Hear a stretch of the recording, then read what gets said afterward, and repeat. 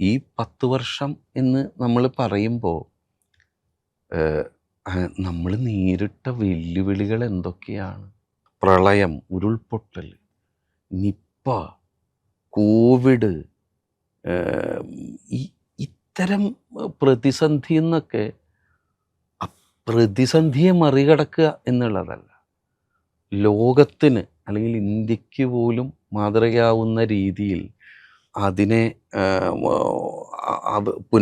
പുനരധിവാസ പ്രവർത്തനങ്ങളാണെങ്കിലും അല്ലെങ്കിൽ ആ ഒരു ദുരന്തത്തിൽ നിന്ന് പിന്നീട് എങ്ങനെയാണ് മുന്നോട്ട് പോകേണ്ടത് എന്നുള്ളത് കാണിച്ചുകൊണ്ടാണ് നമ്മുടെയൊക്കെ എല്ലാവരും ഉറ്റുനോക്കുന്ന രീതിയിൽ കഴിഞ്ഞ ദിവസം ഒരു ടൗൺഷിപ്പൊക്കെ വന്നത്. അപ്പം അത്തരത്തിൽ അടിസ്ഥാന മനുഷ്യൻ്റെ എത്ര കാര്യങ്ങളാണ് ഇപ്പോൾ ഈ ക്ഷേമ പെൻഷനുകൾ ആണെങ്കിലൊക്കെ ഞാനൊക്കെ ഒരു ഗ്രാമപ്രദേശത്തായിരുന്നു, നമുക്കൊക്കെ അറിയുന്ന കാര്യമാണ്. അങ്ങനെ ആ ക്ഷേമ പെൻഷൻ കിട്ടുന്ന എത്രയോ കുടുംബങ്ങൾ, എത്രയോ ആളുകൾ ഉണ്ട്.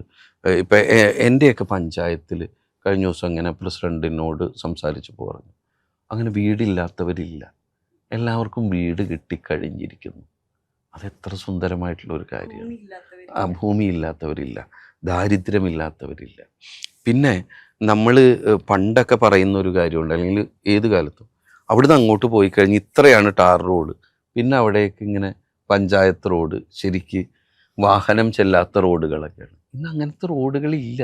എനിക്കൊരു പനി വന്ന്, ഞാനിപ്പോൾ ഒരു വലിയൊരു പനി കഴിഞ്ഞാണ് നിൽക്കുന്നത്. ഞാൻ എൻ്റെ നാട്ടിലെ ഹെൽത്ത് സെൻ്ററിലാണ് പോയിട്ട് ചികിത്സിക്കുന്നത്. അവിടെ നല്ല രീതിയിൽ അറിവും വിവരവും വിവേകമുള്ള ഡോക്ടർമാരും ഒരു പ്രവർത്തകരും അവിടെ മരുന്നുകളും അങ്ങനെയുള്ള സംവിധാനങ്ങളും അത്തരത്തിലുള്ള ഈ ഹെൽത്ത് സെൻ്ററുകളൊക്കെ, അങ്ങനെ ഹെൽത്ത് സെൻ്ററുകൾ പോലും, ഞാൻ മെഡിക്കൽ കോളേജുകളെ പറ്റിയിട്ടല്ല പറയുന്നത്, ആ രീതിയിൽ അതിന് ഏറ്റവും ആദ്യം നമുക്ക് ഒരു അസുഖം വന്നാൽ പോവേണ്ട സ്ഥലമല്ലേ. പണ്ടൊക്കെ നമ്മൾ തിരിഞ്ഞു നോക്കാത്ത അവസ്ഥയില്ല. ഇന്ന് അങ്ങനെ പോകുന്ന ഹെൽത്ത് സെൻ്ററുകൾ ആണ് ഇപ്പോൾ ഉള്ളത്. അപ്പം അത്തരത്തിൽ അക്ഷരാർത്ഥത്തിൽ എല്ലാ അർത്ഥത്തിലും വെളിച്ചമുള്ള 10 വർഷങ്ങളല്ലേ കടന്നു പോകുന്നത്. ഇതിൻ്റെ തുടർച്ച വേണം. കാരണം നമ്മൾ കുറേ പദ്ധതികൾ, അതായത് ഒരു അറിവ് നമ്മൾ പ്രദാനം ചെയ്യുന്ന രീതിയിലാണെങ്കിലും ഇത്തരത്തിലുള്ള കുറേ പദ്ധതികൾ നമ്മൾ വലിയ വലിയ വലിയ വലിയ പ്രതീക്ഷയോടെ ഇപ്പോൾ നമ്മൾ തൊഴിൽ ഇപ്പോൾ നേരിടുന്ന ഒരു വിഷയമാണ്. നമ്മുടെ ഇവിടെ തൊഴിൽ ചെയ്യുന്ന കുട്ടികളൊക്കെ പുറത്ത് പഠിച്ചു കുട്ടികൾ പോകുന്നു എന്നുള്ളത്. അതല്ലാതെ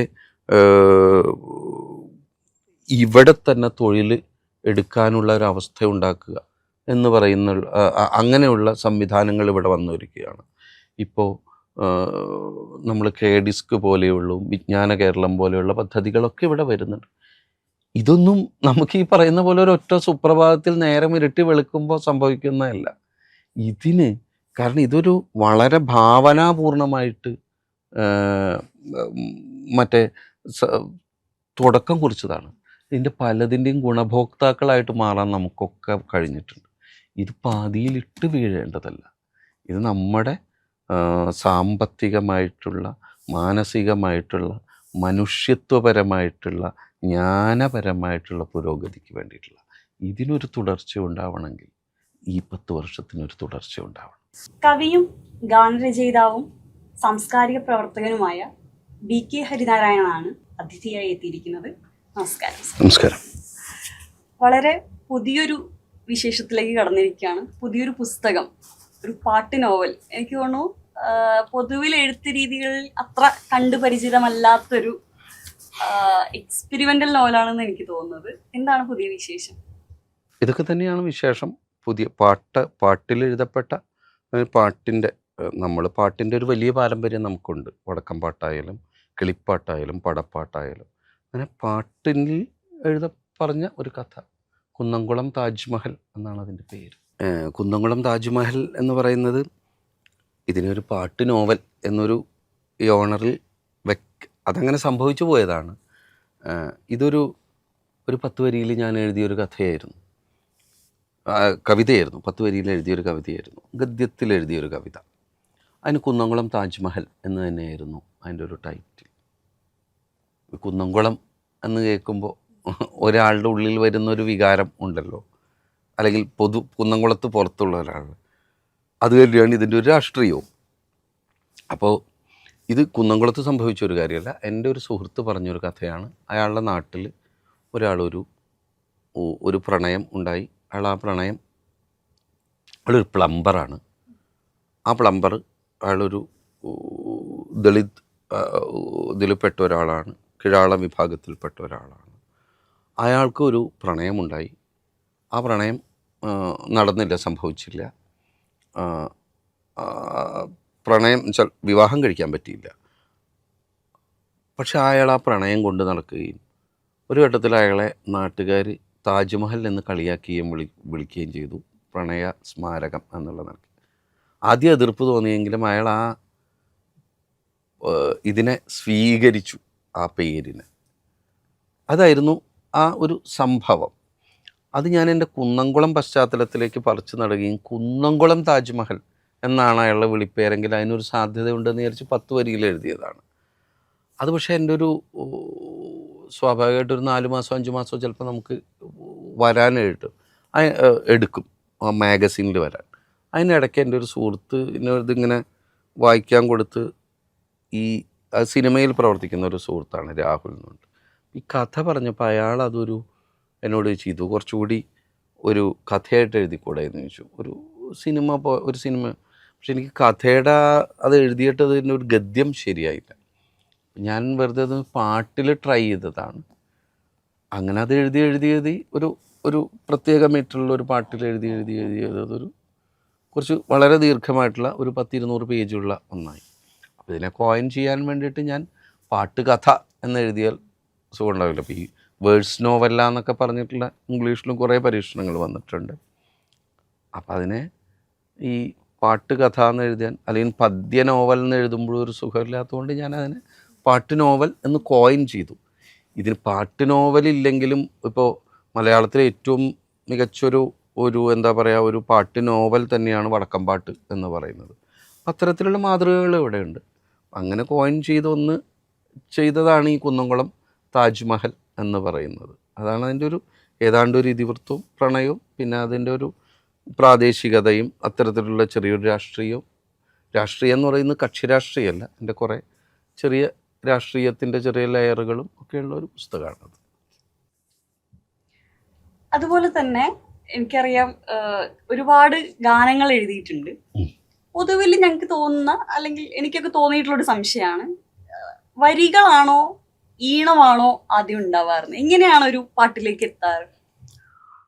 ഈണം വരികൾ ആദ്യമുണ്ടായ പാട്ടുകളുണ്ടായിരിക്കും. ഈണമുണ്ടായി അതിൽ വരി വരുന്ന പാട്ടുകൾ ഉണ്ടായിരിക്കും. ഇത് രണ്ടുമല്ലാതെ ദൃശ്യം ആദ്യമുണ്ടായി, അതിൽ ഈണമുണ്ടായി, അതിനുശേഷം വരി ഉണ്ടാവുന്ന പാട്ടുകളും സംഭവിക്കുന്നുണ്ട്. എന്നെ സംബന്ധിച്ചിടത്തോളം ഞാൻ എഴുതിയതിൽ ഒരു 80% അല്ലെങ്കിൽ 90% മുകളിൽ ഈണത്തിനനുസരിച്ച് എഴുതിയ പാട്ടുകളാണുള്ളത്. അതിൽ വളരെയധികം, ഇപ്പം എന്നെ ഏറ്റവും ആദ്യം ശ്രദ്ധിക്കപ്പെട്ട ഓലഞ്ഞാലിക്കുരുവി അടക്കം ഇപ്പോൾ ഈ തുടരും സിനിമയിലുള്ള പാട്ടുകളൊക്കെ ഞാൻ വിഷ്വൽ കൂടി കണ്ടിട്ട് എഴുതിയ പാട്ടുകളാണ്. അതൊക്കെ ഓരോ സാധ്യതകളാണ്. അങ്ങനെ പല രീതിയിലും സംഭവിക്കുന്നുണ്ട്. അതുപോലെ പാട്ടിന് ഓരോ കാലത്തും ഓരോ ട്രെൻഡുകൾ ഉണ്ടായിരുന്നു. വയലാറിന്റെ ഒരു ട്രെൻഡ് ഉണ്ടായിരുന്നു, യേശുദാസിന്റെ ഒരു ട്രെൻഡ് ഉണ്ടായിരുന്നു, DK ഹരിനാരായണന്റെ ഒരു ട്രെൻഡ് ഉണ്ട്. അപ്പൊ ഇപ്പോ പാട്ട് ഏത് ട്രെൻഡിലെത്തി നിൽക്കുന്നതാണ് തോന്നുന്നത്? അങ്ങനല്ല, ഇപ്പൊ ഒരു നമുക്ക് ഏതാണ് ട്രെൻഡ് എന്ന് പറയാൻ നമുക്ക് പെട്ടെന്ന് പറ്റില്ല. കാരണം കുറെ കൂടി ഓപ്പൺ ആണ്. അപ്പോൾ നമ്മളൊരു സോഷ്യൽ മീഡിയ പ്ലാറ്റ്ഫോമിൽ നമ്മൾ ജീവിക്കുന്ന ആളുകളായതുകൊണ്ട് നമ്മളൊരു റീൽസ് ഇട്ട് കഴിഞ്ഞാൽ അത് അറിയാത്ത ഏതൊരാളാണെങ്കിൽ പോലും അയാൾക്ക് ശ്രദ്ധ നേടാനുള്ള ഒരു സാധ്യത ഇന്ന് നന്നായിട്ടുണ്ട്. അതുകൊണ്ട് തന്നെ കുറേ ഇൻഡിപെൻഡൻറ്റ് മ്യൂസിക് ട്രൂപ്പുകൾ, ഇപ്പോൾ വേടനെ പോലുള്ളവർ, ഡാപ്സിയെ പോലുള്ളവർ, ഫെജോനെ പോലുള്ളവർ, ഹനുമാൻ കൈൻഡിനെ പോലുള്ളവർ, അങ്ങനെ ഇൻഡിപെൻഡൻറ്റ് റാപ്പേഴ്സ് പോകുന്നുണ്ട്. വേറൊരു സൈഡിൽ നന്ദഗോവിന്ദം പോലുള്ളവർ വരുന്നുണ്ട്. ഇങ്ങനെ പലർക്കും സാധ്യതയുണ്ട്, പലർക്കും ഓഡിയൻസും ഉണ്ട്. അപ്പോൾ അതുകൊണ്ട് നമുക്ക് അങ്ങനെ ഒരു പ്രത്യേക ട്രെൻഡ് എന്ന് പറയാൻ പറ്റില്ല. ഇപ്പം ഇന്നത്തെ ട്രെൻഡ് ആയിരിക്കില്ല നാളെ. നമ്മൾ വളരെ സ്പീഡിൽ ജീവിക്കുന്ന ഒരു കാലത്താണ്. എന്നുവെച്ചാൽ ആളുകൾ ദിനപത്രം വായിക്കാൻ മടിക്കുന്ന, ഒരു ന്യൂസ് പൂർണ്ണമായിട്ട് കാണാൻ മടിക്കുന്ന, നമ്മൾ സ്ക്രോള് ചെയ്യുകയും ഹെഡ്ലൈൻസ് മാത്രം നോക്കുകയും ഒക്കെ ചെയ്യുന്ന ഒരു കാലത്താണ്. അപ്പോൾ അതിങ്ങനെ മാറിക്കൊണ്ടിരിക്കും. ഇപ്പോൾ നമുക്കങ്ങനെ ഒരു സ്പെസിഫൈഡ് ആയിട്ടുള്ളൊരു ട്രെൻഡ് എന്ന് പറയാൻ പറ്റില്ല. നമ്മളൊരു വാർത്താധിഷ്ഠിതമായിട്ട് നമ്മൾ സംസാരിക്കുമ്പോൾ നല്ല വാർത്തയാണെങ്കിലും ചീത്ത വാർത്തയാണെങ്കിലും നമ്മളിപ്പോൾ ഓരോ ദിവസവും ഓരോ ന്യൂസ് ട്രെൻഡിങ് ഉണ്ട്. രണ്ടുപേരും കൂടിയിട്ട് ഇപ്പോൾ കഴിഞ്ഞ ദിവസം നമുക്ക് നോക്കിക്കഴിഞ്ഞാൽ അറിയാം, ഒരു 2 ദിവസം മുമ്പ് 2 പേരുടെ ചിത്രം വെച്ചിട്ടായിരുന്നു വന്നത്. അതായത് ഒരു സൈഡിൽ സഞ്ജു സാംസൻ്റെയും ഒരു സൈഡിൽ കെ രാജൻ്റെയും ചിത്രം വെച്ചിട്ട് ഇവർ 2 പേരും ട്രെൻഡിങ് ആയി എന്ന് പറഞ്ഞിട്ട്. അപ്പം വാർത്തകളുടെ സ്വഭാവം അങ്ങനെയാണ്. മാത്രമല്ല ഒരു വാർത്തയുടെ ആയുസ്സും അങ്ങനെ ആയിട്ടുണ്ട്. അത്രയും സ്പീഡിലാണ് സഞ്ചരിക്കുന്നത്. അപ്പം നമുക്ക് അങ്ങനെ മുഴുവൻ പറയാൻ പറ്റില്ല. അതുപോലെ തന്നെ പാട്ടിന് എല്ലാ കാലത്തും രാഷ്ട്രീയം ഉണ്ട് എന്നാണ് ഞാൻ മനസ്സിലാക്കുന്നത്. അത് കുറച്ച് സോഫ്റ്റ് ആയിട്ടും പറഞ്ഞു പോകുന്നവരുണ്ട്. ഇപ്പം എനിക്ക് തോന്നുന്നു കുറച്ചുകൂടി വ്യക്തമായിട്ട് ചില വാക്കുകളൊക്കെ മറ്റുള്ളവരെ ഭയപ്പെടാതെ തന്നെ, അതായത് കേരള സ്റ്റോറി പോലെയുള്ള പ്രൊപ്പഗണ്ട നിറഞ്ഞ സിനിമകൾ ഇറങ്ങുന്ന ഒരു കാലമാണ്. അതുപോലെ തന്നെ ഇത്തരത്തിലുള്ള പാട്ടുകൾ, ഇപ്പം നേരത്തെ പറഞ്ഞ പോലെ വേടന്റെ പാട്ടുകളിലൊക്കെ വളരെ വ്യക്തമായി തന്നെ രാഷ്ട്രീയം പറയുന്നുണ്ട്. അപ്പോൾ ആ പാട്ടിന്റെ രാഷ്ട്രീയ സ്വഭാവത്തിൽ മാറ്റം വന്നതായിട്ട് തോന്നുന്നുണ്ടോ? പാട്ട് നമുക്ക് കുറെ കൂടി ഉറക്കെ പറയാൻ ഉള്ളൊരു സാധ്യത ഒന്ന് വന്നിട്ടുണ്ട്. 2, നമ്മൾ ഈ പാട്ടിൻ്റെ രാഷ്ട്രീയം എന്ന് പല ആംഗിളിൽ നമ്മൾ ചിന്തിക്കേണ്ടതുണ്ട്. പാട്ടിൻ്റെ രാഷ്ട്രീയം അത് ഒരു മിയർ പൊളിറ്റിക്സ് എന്നുള്ളതോ അങ്ങനെയല്ലാതെ തന്നെ പലതും പാട്ടിൻ്റെ രാഷ്ട്രീയങ്ങളാണ്. പിന്നെ ഈ ചലച്ചിത്ര ഗാനത്തിൽ നമുക്ക് അതിൽ വലിയ പരിമിതിയുണ്ട്. കാരണം ചലച്ചിത്ര ഗാനം എഴുതാൻ നിയുക്തനാവുന്ന ഒരു ഗാനരചയിതാവ് അയാളൊരു തൊഴിലാളി കൂടിയാണ്. അയാളൊരു തൊഴിൽ, അയാൾ ഒരു ജോലിക്ക് അയാളെ ശമ്പളം കൊടുത്താണ് വരുന്നത്. അപ്പോൾ പലപ്പോഴും നമ്മൾ ചിന്തിക്കുന്ന പോലെയല്ല, അത് ഒരു സംവിധായകനും സംഗീത സംവിധായകനും തിരക്കഥാകൃത്തുമുണ്ട്. അതിലൊരു സിറ്റുവേഷൻ അനുസരിച്ചാണ് വേണ്ടത്. അതിലൊരു കഥാപാത്രത്തിന് വേണ്ടിയിട്ടാണ് നമ്മൾ പാട്ട് എഴുതുന്നത്. പലപ്പോഴും നമ്മുടെ വരികളല്ല, നമ്മുടെ ആശയമല്ല നമുക്ക് അവിടെ എഴുതേണ്ടി വരും. നമുക്ക് ചില സ്ഥലങ്ങളിൽ വിയോജിക്കാം എന്ന് മാത്രമേ ഉള്ളൂ. അപ്പോൾ അങ്ങനെ എഴുതേണ്ടി വരുമ്പോൾ നമുക്കതിൽ നമ്മുടെ ഒരു രാഷ്ട്രീയമോ നമ്മളുടെ വിശ്വാസങ്ങളോ ഒന്നും അതിന് വിരുദ്ധമായിട്ടും എഴുതേണ്ടി വരും. ഇപ്പോൾ ഒരു ഉദാഹരണം പറഞ്ഞാൽ, യുക്തിവാദിയായിട്ടുള്ള ഒരാൾക്ക് ഒരു സിനിമയ്ക്ക് വേണ്ടിയിട്ട് ഭക്തിഗാനം എഴുതേണ്ടി വരും. അയാളൊരു ഭക്തിഗാനം എഴുതുമ്പോൾ അയാൾ അതിൻ്റെ മാക്സിമത്തിലാണ് അവിടെ എഴുതേണ്ടി വരുന്നത്. കാരണം ആ സിറ്റുവേഷൻ ഡിമാൻഡ് ചെയ്യുന്നുണ്ട്. അയാളൊരു തൊഴിലാളി, അതിനർത്ഥം അയാൾ ഭക്തനാണെന്നുള്ളതല്ല, അത് ആ സിറ്റുവേഷൻ അയാൾ എഴുതേണ്ടതാണ്. പിന്നെ വേറൊരു രാഷ്ട്രീയം വളരെ പ്രകടമായിട്ട് എനിക്ക് ഇന്ന് തോന്നുന്നൊരു കാര്യമാണ്. നമ്മൾ കുറച്ച് പഴയ പാട്ടുകളൊക്കെ നോക്കുമ്പോൾ സാഹചര്യങ്ങളനുസരിച്ചാണ് വർണ്ണനകൾ, അംഗലാവണ്യങ്ങൾ, വർണ്ണനകൾ.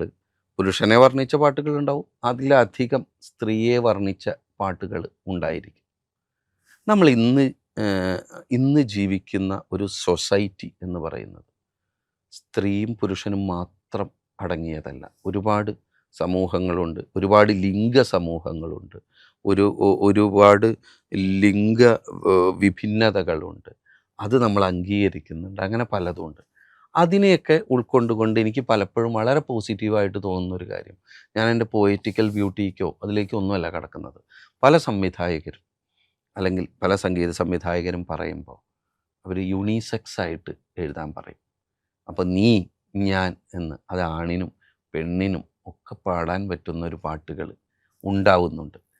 ഒരുപക്ഷെ ചിലപ്പോൾ ഈ പാരമ്പര്യവാദികളോ അങ്ങനെയുള്ളവരോ പഴയ പാട്ടിനെയൊക്കെ ആയിട്ട് ഇതിനെ കമ്പയർ ചെയ്യുമായിരിക്കും. കവിത അതിലൊക്കെ അപ്പുറത്ത് നീ, ഞാൻ എന്ന് പറഞ്ഞിട്ട് എല്ലാവർക്കും പ്രേമിക്കുന്ന എന്ത് വികാരമാണെങ്കിലും, സാഹോദര്യമാണെങ്കിലും പ്രേമമാണെങ്കിലും സ്നേഹമാണെങ്കിലും സൗഹൃദമാണെങ്കിലും 2 പേർക്കും പാടാവുന്ന രീതിയിലുള്ള എല്ലാ ലിംഗഭേദങ്ങൾക്കും അപ്പുറത്ത് ഉള്ള പാട്ടുകൾ പാടാൻ പറ്റുന്നുണ്ട്. അത് വലിയൊരു രാഷ്ട്രീയമാണ്. അത് സംഭവിക്കുന്നു എന്നുള്ളതാണ്. സ്നേഹം നേരത്തെ പറഞ്ഞ പോലെ തന്നെ വേടൻ്റെ പാട്ടുകളിലൊക്കെ ഉള്ള പോലെ നമുക്ക് പലയിടത്തും നമ്മുടെ ജാതിയുടെ രാഷ്ട്രീയം, കറുപ്പിൻ്റെ രാഷ്ട്രീയം, അത്തരത്തിലുള്ള പലതരം രാഷ്ട്രീയമുണ്ട്. അത് തുറന്നു പറയാൻ പറ്റുന്നുണ്ട്. ഇതിലും വലിയൊരു രാഷ്ട്രീയം സംഭവിക്കുന്നുണ്ട്. അത് ഭാഷയുടെ രാഷ്ട്രീയമാണ്. ഭാഷയുടെ രാഷ്ട്രീയം എന്ന് പറയുന്നത് ഈ കാസർഗോഡുള്ള ഭാഷ, തിരുവനന്തപുരത്തുള്ള ഭാഷ, തൃശ്ശൂരുള്ള ഭാഷ, ഇപ്പോൾ പാലക്കാടുള്ള ഭാഷ, മലപ്പുറത്തുള്ള ഭാഷ, എല്ലാ ഭാഷകളും ഉപയോഗിക്കാൻ പറ്റുക, പല സമുദായങ്ങളിലെയും ഭാഷകൾ ഉപയോഗിക്കാൻ പറ്റുക. അത് ഗോത്ര സമുദായത്തിൻ്റെ ആണെങ്കിലും അല്ലെങ്കിൽ അവരുടെ വാക്കുകൾ ഇവിടെ കാരണം നമുക്ക് പൊയ്കയിൽ അപ്പച്ചൻ്റെ നാടാണ്. കാണുന്നീലൊരക്ഷരവും എൻ്റെ വംശത്തെ പറ്റി എന്നെഴുതിയ പൊയ്കയിൽ അപ്പച്ചൻ്റെ നാട്ടിലാണ് നമ്മൾ ജീവിക്കുന്നത്. പാട്ടുകൊണ്ട് വാകത്താനം ലഹള എന്ന് പറയുന്ന പാട്ടിൻ്റെ പേരിൽ ആദ്യത്തെ ലഹളയുണ്ടാക്കിയ പൊയ്കയിൽ അപ്പച്ചൻ്റെ നാട്ടിലാണ് നമ്മൾ ജീവിക്കുന്നത്. അപ്പോൾ അവർക്കൊക്കെ അന്ന് പറ്റാതിരുന്ന ഒരവസരം നമുക്ക് ഏത് ഭാഷയും നമുക്കൊന്ന് പാട്ടിൽ ഉപയോഗിക്കാൻ പറ്റുന്നു. സിനിമാ പാട്ടിലും അല്ലാത്ത പാട്ടുകളിലും വരുന്നു എന്നുള്ളത്, എല്ലാവരുടെയും ഭാഷ വരുന്നു. ഒരു പൊതുഭാഷയല്ല. ഷാജികുമാർ ഒറ്റയാണ് പറഞ്ഞെന്ന് തോന്നുന്നു എവിടെയോ, ഈ ഒരു പൊതുഭാഷ കണ്ടു കഴിഞ്ഞാൽ ഞാൻ സംസാരിക്കുന്ന ഭാഷയല്ല എന്ന് തോന്നുന്നു എന്നുള്ള, കാസർകോട്ടെ ഭാഷയല്ല. അപ്പം അത് മാറി ഇന്ന് നമ്മൾക്ക് ഭാഷാ വൈവിധ്യമുണ്ട്. അതെല്ലാം പ്രയോഗിക്കാൻ പറ്റുക എന്നുള്ളതൊരു രാഷ്ട്രീയമാണ്. അത്തരത്തിലുള്ള ഒരുപാട് രാഷ്ട്രീയങ്ങൾ സംഭവിക്കുന്നത് കൊണ്ട് വലിയ സന്തോഷമുണ്ട്. തീർച്ചയായിട്ടും എടുത്തു പറയേണ്ട ഒന്ന് തന്നെയാണ്. കാരണം പണ്ട് പലർക്കും എത്തിപ്പിടിക്കാൻ പറ്റാത്ത, അതായത് രാഗങ്ങളും അത്തരത്തില് ഇപ്പോൾ കർണാട്ടിക് മ്യൂസിക്കിൻ്റെതായിട്ടുള്ള കുറേ ചട്ടക്കൂടുകൾ ഉണ്ടായിരുന്നു. അതിൻ്റെ പുറത്ത് നിൽക്കുന്ന, അതിലെത്തിപ്പെടാൻ ഒരിക്കലും സാധിക്കാത്ത ഒരുപാട് പേർക്ക് ഇപ്പൊ പാട്ട് കുറച്ചുകൂടി എളുപ്പത്തിൽ എത്തിപ്പിടിക്കാൻ പറ്റുന്ന ഒന്നായിട്ടുണ്ട്. അതുപോലെ തന്നെ ഇപ്പൊ സോഷ്യൽ മീഡിയയുടെ വരവോടൊക്കെ കൂടിയിട്ട് വീട്ടിലിരുന്നുകൊണ്ട് ചിലപ്പോൾ അടുക്കളയിൽ കുക്ക് ചെയ്തുകൊണ്ടിരിക്കുമ്പോൾ പാട്ട് പാടുന്നത് മകനും ചിലപ്പോൾ എടുത്ത് സോഷ്യൽ മീഡിയയിൽ ഇടുന്നു, അത് ഹിറ്റാവുന്നു, അവർക്ക് ചിലപ്പോൾ അവസരങ്ങൾ കിട്ടുന്നു. അങ്ങനെ പാട്ട് കുറച്ചുകൂടി വിശാലമായിട്ട് ആളുകളിലേക്ക് എത്തിയിട്ടുണ്ട്. അതെ, ആ ഒരു മാറ്റം അഭിനന്ദനാർഹം തന്നെയാണ്. അതുപോലെ തന്നെ അങ്ങയുടെ കാര്യത്തില് പാട്ട് പാടും എന്നറിയാം, ഗാനരചയിതാവാണ്. അതുപോലെ തന്നെ മിമിക്രിയിലും പ്രാഗൽഭ്യമുണ്ട്. അല്ലാതെ മിമിക്രിയിൽ അങ്ങനെ ഒരു പ്രാഗൽഭ്യം എന്നല്ല, ഞാൻ ശബ്ദാനുകരണം വളരെ ക്ലോസ് ആയിട്ടുള്ള വേദികളിൽ, മറ്റേ എനിക്ക് എൻ്റെ സൗഹൃദ വേദികളിൽ വളരെ തമാശയ്ക്ക് കാണിക്കാറുണ്ട് എന്ന് മാത്രമേ ഉള്ളൂ. അല്ലാതെ അതൊരു പ്രാഗൽഭ്യമായിട്ട് അതിനെ എടുക്കണ്ട. അത് ചിലപ്പോൾ കുറച്ചുകൂടി ആളുകൾ അറിഞ്ഞാൽ വേണ്ട, ഇല്ല, ഇപ്പൊ കിട്ടുന്ന അംഗീകാരം മതി. ചിലപ്പോ ഈ അംഗീകാരം പോവാനും മതി. എന്തെങ്കിലും നമുക്ക് വേണ്ടി ഒന്നെങ്കിൽ ആരെങ്കിലും ഒരു അനുകരിച്ച് കാണിക്കലോ, അയ്യോ കവിതയോ, പാട്ടോ കവിത എന്തെങ്കിലും.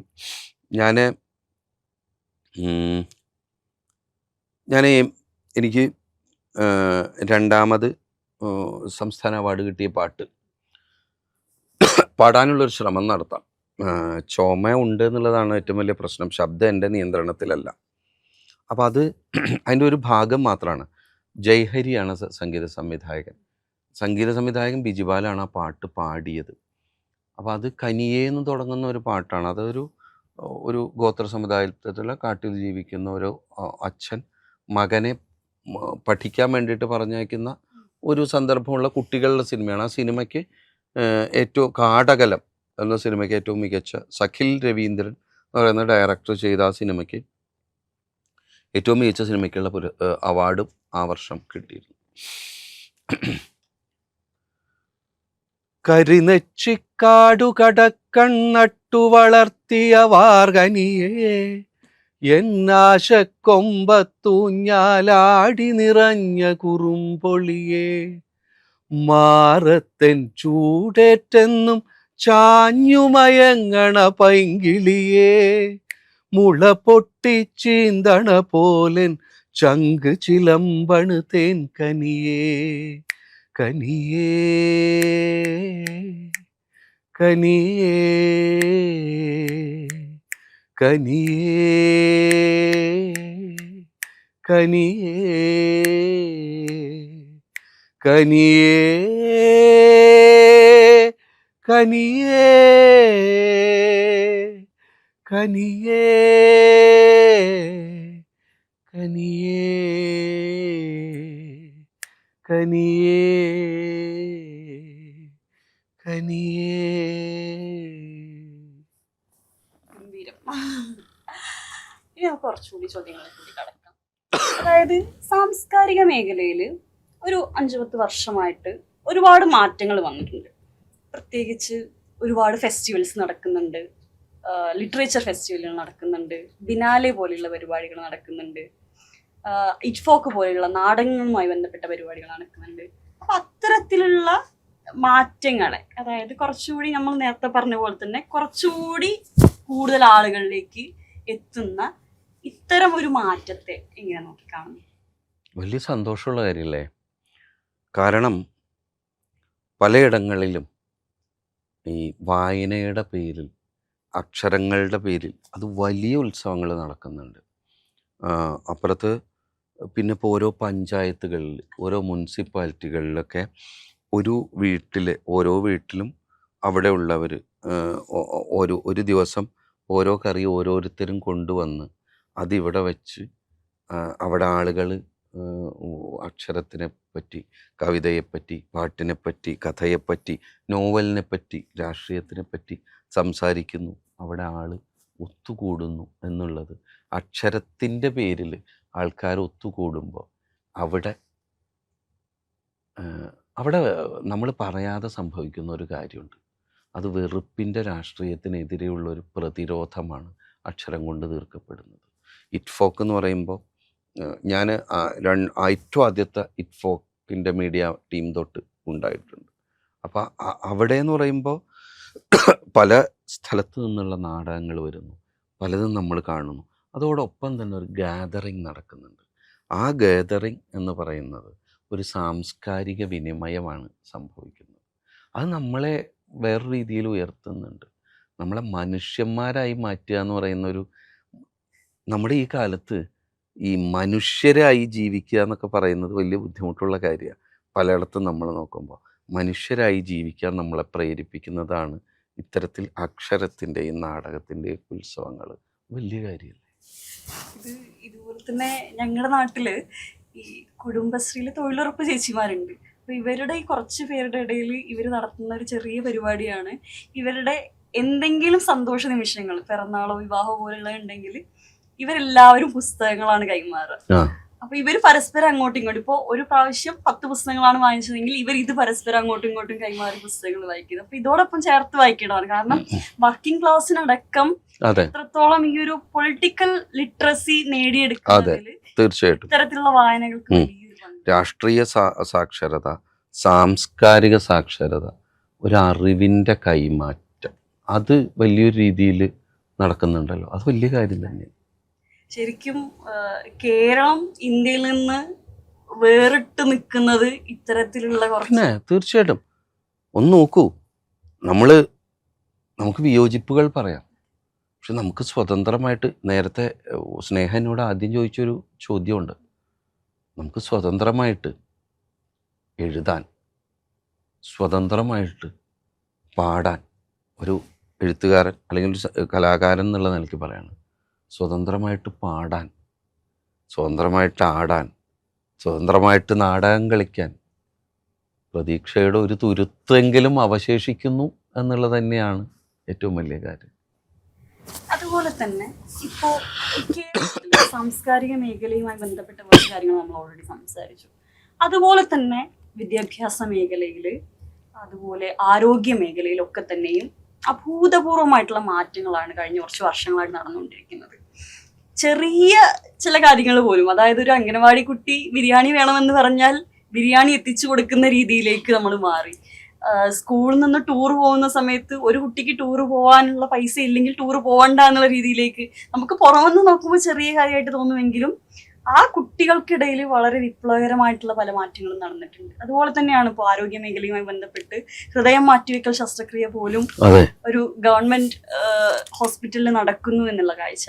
അപ്പൊ ഇത്തരത്തിലുള്ള മാറ്റങ്ങൾ നമ്മുടെ, ഞാൻ നേരത്തെ പറഞ്ഞ പോലെ തന്നെ മറ്റു സംസ്ഥാനങ്ങളെ അപേക്ഷിച്ച് കേരളം എത്രത്തോളം ഉന്നതിയിൽ എത്തി നിൽക്കുന്നു എന്നാണ് തോന്നുന്നത്.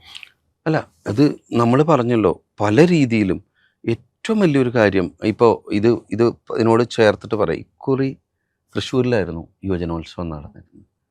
അതിൻ്റെ സമാപന വേദിയിൽ ഞാനും ഉണ്ടായിരുന്നു. അവിടെ നമുക്കൊക്കെ അറിയുന്ന കാര്യമാണ്, ഒരു കുട്ടിക്ക് വയ്യാതെ പങ്കെടുക്കാൻ പറ്റാത്ത ഒരു കുട്ടിക്ക് ഓൺലൈനിൽ പങ്കെടുക്കാൻ ഒരവസരം ഉണ്ടാവുക എന്ന് പറയുന്ന ഒരു കാര്യമുണ്ടല്ലോ, അത് ചെറിയ കാര്യമല്ല. അത് അതിൻ്റെ ഇങ്ങനത്തെ കാര്യങ്ങൾക്കൊക്കെ പല നൂലാമാലകളും ഉണ്ടല്ലോ.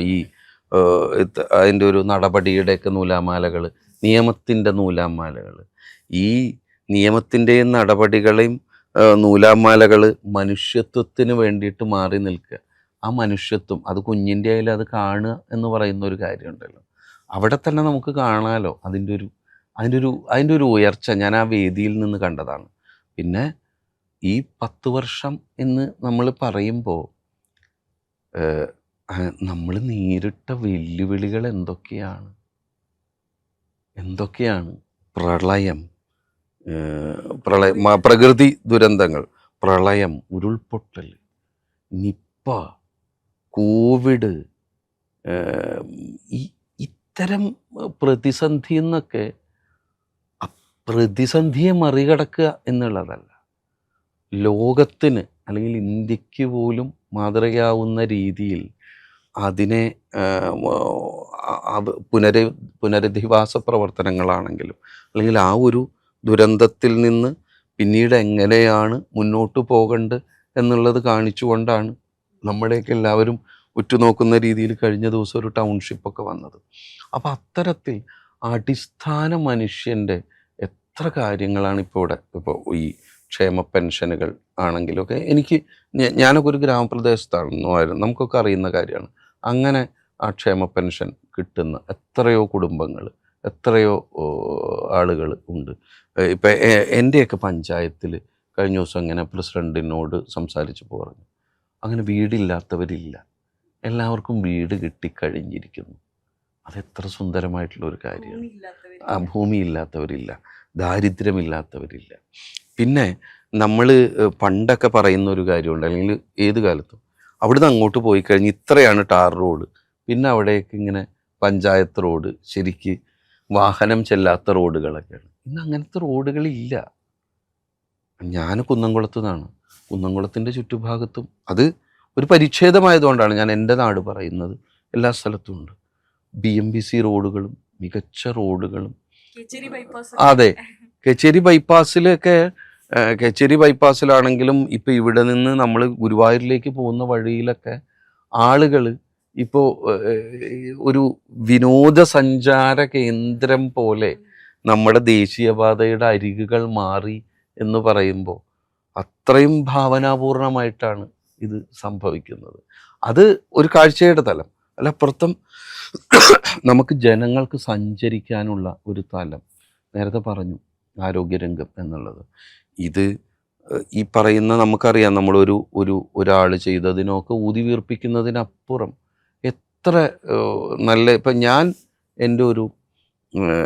എനിക്കൊരു പനി വന്ന്, ഞാനിപ്പോൾ ഒരു വലിയൊരു പനി കഴിഞ്ഞാണ് നിൽക്കുന്നത്. ഞാൻ എൻ്റെ നാട്ടിലെ ഹെൽത്ത് സെൻ്ററിലാണ് പോയിട്ട് ചികിത്സിക്കുന്നത്. അവിടെ നല്ല രീതിയിൽ അറിവും വിവരവും വിവേകമുള്ള ഡോക്ടർമാരും ഒരു പ്രവർത്തകരും അവിടെ മരുന്നുകളും അങ്ങനെയുള്ള സംവിധാനങ്ങളും അത്തരത്തിലുള്ള ഈ ഹെൽത്ത് സെൻ്ററുകളൊക്കെ, അങ്ങനെ ഹെൽത്ത് സെൻ്ററുകൾ പോലും, ഞാൻ മെഡിക്കൽ കോളേജുകളെ പറ്റിയിട്ടല്ല പറയുന്നത്, ആ രീതിയിൽ അതിന് ഏറ്റവും ആദ്യം നമുക്ക് ഒരു അസുഖം വന്നാൽ പോവേണ്ട സ്ഥലമല്ലേ. പണ്ടൊക്കെ നമ്മൾ തിരിഞ്ഞു നോക്കാത്ത അവസ്ഥയില്ല. ഇന്ന് അങ്ങനെ പോകുന്ന ഹെൽത്ത് സെൻ്ററുകൾ ആണ് ഇപ്പോൾ ഉള്ളത്. അപ്പം അത്തരത്തിൽ അക്ഷരാർത്ഥത്തിൽ എല്ലാ അർത്ഥത്തിലും വെളിച്ചമുള്ള 10 വർഷങ്ങളല്ലേ കടന്നു പോകുന്നത്. ഇതിൻ്റെ തുടർച്ച വേണം. കാരണം നമ്മൾ കുറേ പദ്ധതികൾ, അതായത് ഒരു അറിവ് നമ്മൾ പ്രദാനം ചെയ്യുന്ന രീതിയിലാണെങ്കിലും ഇത്തരത്തിലുള്ള കുറേ പദ്ധതികൾ നമ്മൾ വലിയ വലിയ പ്രതീക്ഷയോടെ ഇപ്പോൾ നമ്മൾ തൊഴിൽ ഇപ്പോൾ നേരിടുന്നൊരു വിഷയമാണ്. നമ്മുടെ ഇവിടെ തൊഴിൽ ചെയ്യുന്ന കുട്ടികളൊക്കെ പുറത്ത് പഠിച്ചു കുട്ടികൾ പോകുന്നു എന്നുള്ളത്. അതല്ലാതെ ഇവിടെ തന്നെ തൊഴിൽ എടുക്കാനുള്ള ഒരവസ്ഥ ഉണ്ടാക്കുക എന്ന് പറയുന്ന അങ്ങനെയുള്ള സംവിധാനങ്ങൾ ഇവിടെ വന്നിരിക്കുകയാണ്. ഇപ്പോൾ നമ്മൾ KDISC പോലെയുള്ള വിജ്ഞാന കേരളം പോലെയുള്ള പദ്ധതികളൊക്കെ ഇവിടെ വരുന്നുണ്ട്. ഇതൊന്നും നമുക്ക് ഈ പറയുന്ന പോലെ ഒരു ഒറ്റ സുപ്രഭാതത്തിൽ നേരം ഇരുട്ടി വെളുക്കുമ്പോൾ സംഭവിക്കുന്നതല്ല. ഇതിന് കാരണം ഇതൊരു വളരെ ഭാവനാപൂർണമായിട്ട് മറ്റേ തുടക്കം കുറിച്ചതാണ്. ഇതിൻ്റെ പലതിൻ്റെയും ഗുണഭോക്താക്കളായിട്ട് മാറാൻ നമുക്കൊക്കെ കഴിഞ്ഞിട്ടുണ്ട്. ഇത് പാതിയിലിട്ട് വീഴേണ്ടതല്ല. ഇത് നമ്മുടെ സാമ്പത്തികമായിട്ടുള്ള, മാനസികമായിട്ടുള്ള, മനുഷ്യത്വപരമായിട്ടുള്ള, ജ്ഞാനപരമായിട്ടുള്ള പുരോഗതിക്ക് വേണ്ടിയിട്ടുള്ള ഇതിനൊരു തുടർച്ച ഉണ്ടാവണമെങ്കിൽ ഈ 10 വർഷത്തിനൊരു തുടർച്ച ഉണ്ടാവണം. വളരെ കൃത്യമായി തന്നെ സാംസ്കാരിക മേഖലയെക്കുറിച്ചും കേരളത്തിൻ്റെ ആകെ മൊത്തമുള്ള മാറ്റങ്ങളെക്കുറിച്ചും കൃത്യമായിട്ടുള്ളൊരു നിരീക്ഷണം പ്രിയപ്പെട്ട BK ഹരിനാരായണൻ സർ ഇവിടെ പങ്കുവെച്ചു കഴിഞ്ഞു.